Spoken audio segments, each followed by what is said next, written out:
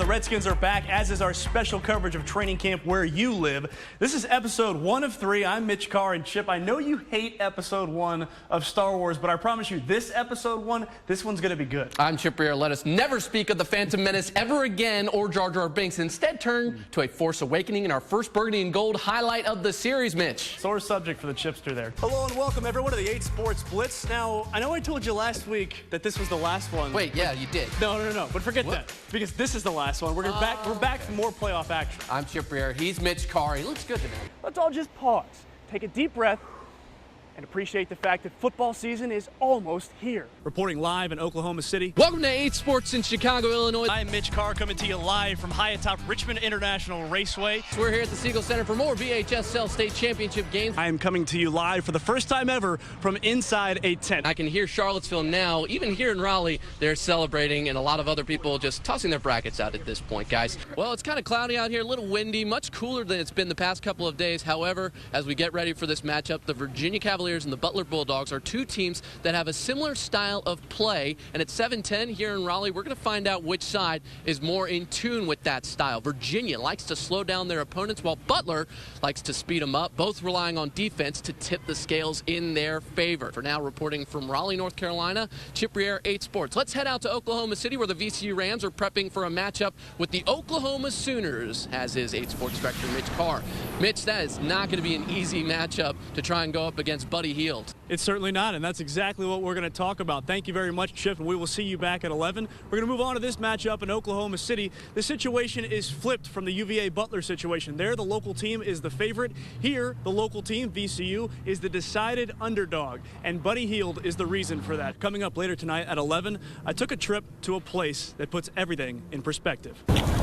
It's a Chamber of Commerce day in downtown OKC, but this lovely skyline is missing a building, one that's been gone more than 20 years. What was that building over there? On April 19, 1995 at 9:01 a.m., it was business as usual. By 9:03, it was rubble. Too sad to think about. 168 people died. Each is represented with an empty chair and a name. Look at the little ones for the kids. Oh my gosh. Isn't that sad? That's so sad. 19 children and a daycare within the building were part of that 168.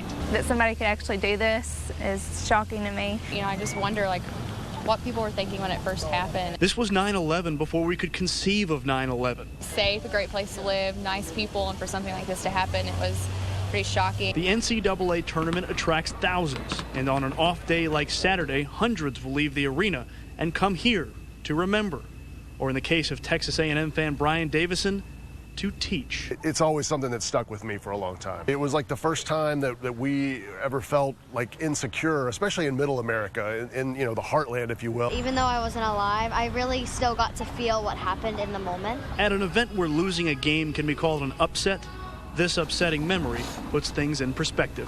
When someone tries to attack like that in a terroristic manner, what it ends up doing is probably exactly the opposite of what they wanted. What it really does is bring people together. In Oklahoma City, Mitch Carr, 8 News. Tonight, football players at Highland Springs are wearing a special sticker on the backs of their helmets. They're in the second round of the playoffs tonight. 8Sports anchor Chip Rear followed this story when it began back in October, and he tells us tonight what the sticker represents for those young players. Chip, take it away. Thanks, Juan. Tonight, players are honoring the late Angela Johnson, mother of senior wide receiver Chris Thaxton. She died over the weekend after 5 months of battling stage 4 bladder cancer. Angela Johnson has always watched Highland Springs football, leading the Springers Boosters, while supporting Metro League football in the community. And with me every step of the way, you know, Glen Lee Little League, then we started Easton Tigers. In July, she was diagnosed with stage 4 bladder cancer, and in the face of uncertainty, did what she did best: support local football. She was just always wanting to be involved. She had the most spirit. If she's determined to do something for us, like for the team, she's gonna do it. Her son, Chris Thaxton, models himself after his mother, who many called Angie. So on senior night, back on November 4th, Angie made her first game since September. She was like, I made Chris a promise. I'm going, and we walk with him together, and you know, she stood out there maybe 2 or 3 minutes, and then she just whispered to me, was like, you know, I have to get back to the car. It meant the most to me. Like, as long as my mother was there, she's always been my biggest support. She could be my support crowd by herself. He supported her by wearing purple with the slogan, Angie Strong. No matter what was going on, she always told me to just be strong, like, be you, don't change who you are. The team and the community have all joined in the fight. We all took lead from Chris. That's the Highland Springs community overall. That's why I enjoy coaching here. That's why I enjoy teaching at the school. On November 12th, cancer took Angie at the age of 45. Chris Thaxton and the Springers want to win the 5A state title for their loved one who left too soon. I said, Mama, we gonna win another state championship. I'm gonna bring you another necklace. And that's still my goal, and that's what I'm gonna do. Tonight, the Springers host Douglas Freeman. Kickoff is at 7 p.m. Chris is ready for a big night for his biggest fan, who now has the best seat in the house. We will have highlights of the playoff game tonight on 8 Sports Blitz starting at 11:15 p.m. For 8 Sports, I'm Chip Riere. Let's head on down to Hampton. The Springers were pumped. Their opponent was the same team as last year. That would be Stonebridge out of Ashburn. And the Bulldogs scored first. And here in the first quarter, they score again on 4th and goal. Bradley Block bangs his way in. 13-0. Springers trail. Stonebridge fans pumped. In the second quarter, Highland Springs finally responds. 12-yard rushing touchdown from Jawan Pooty Carter. Springers went into halftime trailing 13-7. Out of the break, Jawan Carter, and in the Bulldogs' red zone, he's going to throw up a fade to one of his favorite targets. That would be Isaiah Winstead, and the taller player comes down with the touchdown. Highland Springs takes its first lead of the game, 14-13. They've held that lead until late in the fourth quarter. It's 28-21. Stonebridge knocking on the door. Bradley Block again makes it 28-27 Springers, but Stonebridge decides they're going to go for two. So Leland Gertie with a little spinaroo handoff, and they get the two. It's 29-28, less than 2 minutes to play. Stonebridge thinks they've got it won, but there's a minute 22 left. Pooty Carter finds Winstead down to the 5-yard line. Highland Springs can kick a field goal to win it, but they're going for the touchdown. Carter rolls out.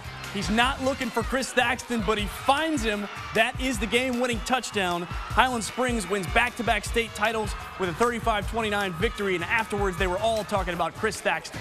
Oh, it's great that Chris got the last touchdown. It speaks about who he is as a person and what he's done as an individual to make himself a better football player. In the midst of tragedy, he has been our mainstay and the guy that we lean on the most. It's real special, you know what? It's kind of funny because he wasn't the one supposed to get the ball. But you know what? Everything turned out perfect for him, and I'm very proud to have him on my team. Welcome back for 8 Sports. You'd be hard-pressed to find anyone who watched Monday night's national championship game that says it wasn't the best one ever. For one local man and his father, Villanova's buzzer-beating victory swished away years of time and space. 8 Sports director Mitch Carr has that story. 3 seconds at midcourt. Monday night in Houston, Texas. Gives it to Jenkins for the championship. Oh my God! Monday night in Queens, New York. So my dad's just a longtime Villanova fan. The man that ties these two moments together lives right here in Central Virginia. This is quite a culmination for him as well. Oh my God. We're champs again, just like 85. It was a long time ago now. Mike Canning remembers Villanova's 1985 national title in Lexington, Kentucky, because he was there. I was 2 rows behind the pep band when the Wildcats beat juggernaut Georgetown. I saw myself on TV a couple times, and it was pandemonium. And he even has the musty old hat to prove it. I've kept it all these years. It's been a good luck charm of sorts. Hasn't always worked good luck-wise, but it sure did this past weekend. In '85, Canning called his father Dick from a payphone in Lexington, Kentucky. He was at home watching it in Jersey. Monday night, boom, and then it was pandemonium. Canning got this video via email. Yeah, I love this. On his cell phone. I was like, oh my God, I hope my dad's heart can take this. In between these two titles, Mike Canning has served in the Navy, moved from New Jersey to Short Pump, and started a family. I've gone through a couple stages of life, let's put it that way. And Dick Canning has retired and moved to a senior care facility. A lot has changed, but their love for Villanova basketball has not. Monday night, Jenkins hitting the winner at the buzzer. Mike called his father from the car on a cell phone. He was actually pretty calm. I was kind of surprised. Even a 31-year gap between experiencing this level of joy, oh my God, feels like no time at all. Mitch Carr, 8 Sports. For the Virginia Cavaliers here at the United Center, the Cavs losing to Syracuse 68-62 after giving up a 16-point lead in the second half. What is the biggest thought in your mind as you're here in the locker room right now? This is not where it should have ended.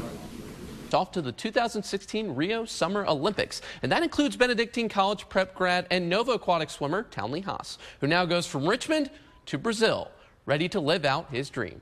Haas and Dwyer and Conger are 1, 2, 3 to the wall. I looked up and I didn't really believe it. I saw my teammate Jack was like up on the lane line looking at me. Haas gets in, and so does Dwyer. I think that's kind of when it hit me. It was just incredible. Just the fact that he won the event at the Olympic trials his first time out was unbelievable. Townley Haas is embarking on the journey of a lifetime. My life's going to change a little bit. Competing in a Summer Olympics for the United States swimming team, worlds away. You could be next to an American, or like you could be next to someone from South Africa or someone from Australia. You just kind of never know who's there. The Benedictine grad is the first from Nova Aquatics to qualify for Olympic swimming. It's pretty cool. We've had some great people come through this program with Jeff and all the other coaches. I know they're behind me, supporting me with everything they can. What's up, guys? A dream he's worked tirelessly to realize. He's been working so hard for this for a long, long time, and it was his first time there, and to be up there and win the event, it was probably just a big exhale out. That was the reaction he had. Today begins that journey to Rio as he heads to San Antonio. With his family in tow, Haas's Olympic career will begin. I know it's going to be an awesome trip, and it's just going to be a great experience. One that looks to just keep swimming. Richmond's very own gold medal winning swimmer Townley Haas returned from Rio today. 8 Sports was there to talk to Haas and the friends and family there to greet him. The few dozen people waiting at Richmond International had seen the young man they waited for plenty of times. But what he brought with him, earned in a pool on another continent, was something they'd only seen on TV. Heavy, very heavy. It's too soon for Townley Haas to know just how much his life will change now. It's like still sinking in, to be honest, but it's like I said, it's been awesome. It's been a great ride.